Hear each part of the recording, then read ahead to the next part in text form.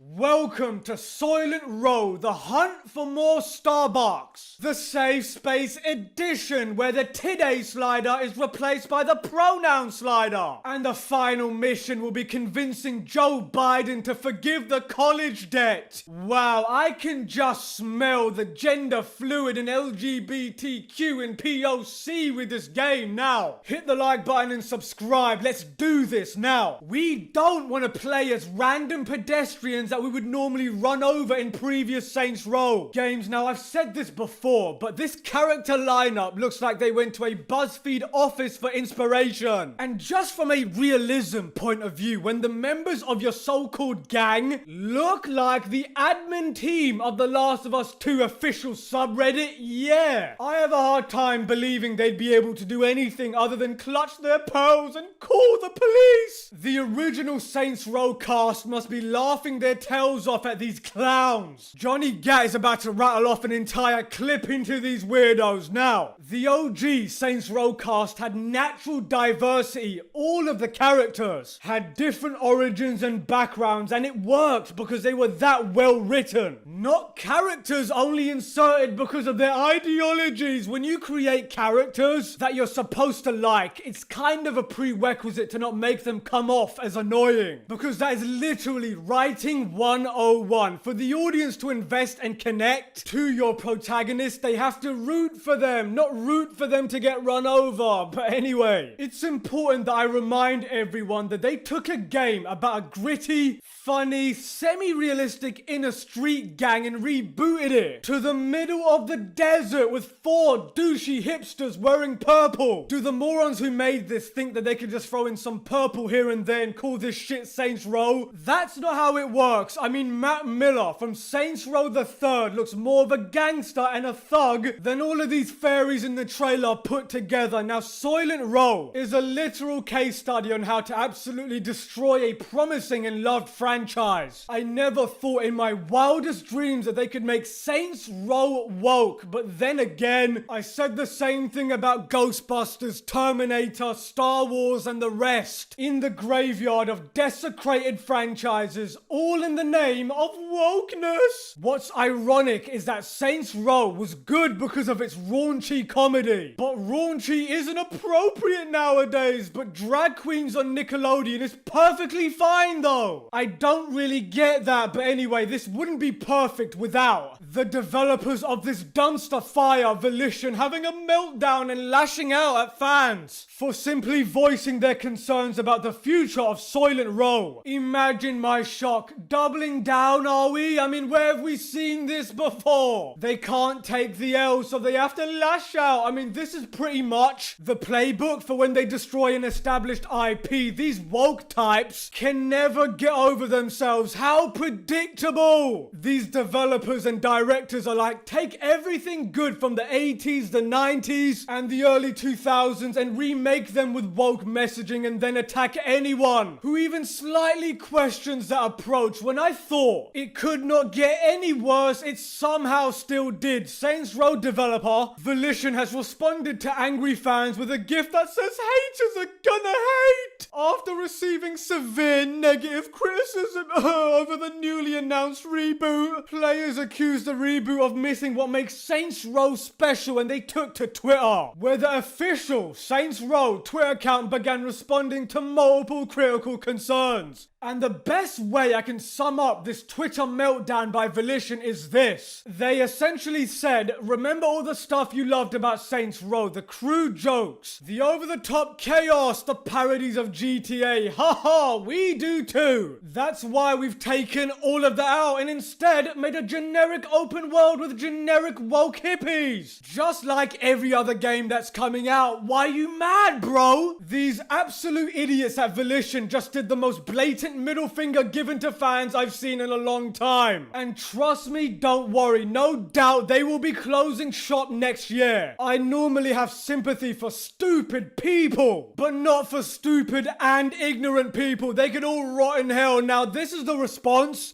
For all criticism nowadays, haters are gonna hate. The word hater has completely lost its meaning in the past decade. It's used so incorrectly and so frequently that people don't even actually know the definition of it. But giving actual feedback or constructive criticism or simply disagreeing with someone does not make you a hater. Just look at the sports commentary world. There are entire networks like ESPN dedicated to giving harsh feedback and criticism. Go and tell those executives or on-screen talent over at ESPN that their opinion is worthless and nobody should listen to it. You'll get the booger slapped out of your nose. But let's get back on topic. You do not belittle your potential customers when they have legitimate concerns about your upcoming product, because that is how you instantly alienate your audience. And when Volition goes out of business, because they will, I want them to look back at this with so much regret. Imagine the realization that their betrayal was the cause of their own downfall. That is marvelous. I want to be there so bad when they find out. Anyway, the way companies handle things nowadays is like going to a restaurant and ordering a steak only for them to bring out a salad, and then when you tell them this isn't what I ordered, and the waiter and the rest of the staff give you a dirty look saying haters are gonna hate. It's the exact same thing. I mean, it reminds me of Battlefield 5. It's Battlefield 5 all over again. Even if Saints Row is good, which it won't be, and even if the characters are better than they look, which they won't be, but even if it is, the reboot will most likely end up like The Last of Us 2 at stores. Stacks and stacks of dusty, unbought carcasses of game cases. You heard it here first. Anyway, Volition also said they made sense within the era. They were able to do things that felt good back then. Park continued, but that tone is not something that we feel like we'd want to do today. We had a different kind of story that we wanted to tell. We love old games, but their tone doesn't fit today. Great, then don't remake it. Do something original for once in your pathetic life. The old tone actually fits more today. But you'd only know that if you are a fan of the previous installments, but you'll find out when you see the sales data. Because let me translate what they mean by their tone doesn't fit today. What they mean by that is that we don't want the tone of what made us succeed in the first place. These morons are so far from the truth. But that is what happens when you've been failing upwards in your entire career. The tone is literally the thing that makes Saints Row Saints Row. I can't believe I need to say that. People played Saints Row 1, 2, and 3 for the goofy, over-the-top, offensive tone. If they wanted something serious, then they'd play something else. But this era of reboots and remakes just show that our modern world doesn't have any creativity left. The irony is that Saints Row avoided being called a rip-off all these years because of their attitude. And now they're reduced to being just a clone. That is sad. What's even funnier is that a decade from now, when someone says they played Saints Row, the question to immediately ask them is the OG one or the kids version. But this era of reboots and remakes just show that our modern world doesn't have any creativity left. Because a great leader once said, everything woke turns to shit.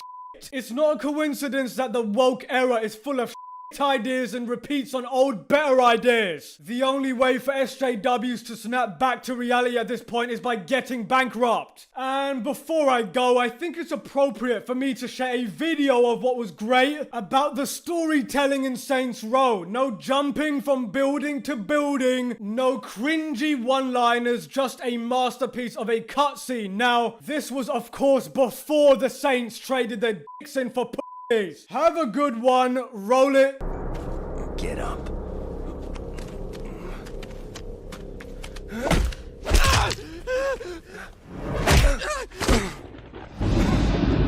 Get up.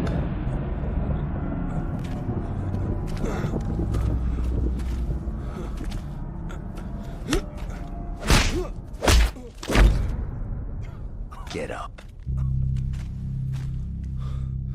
Please, stop.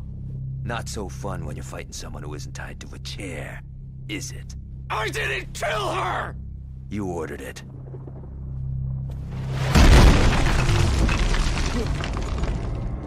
I'm sorry. Well, that brings her back, doesn't it? You couldn't even let her have a burial, you fucking piece of...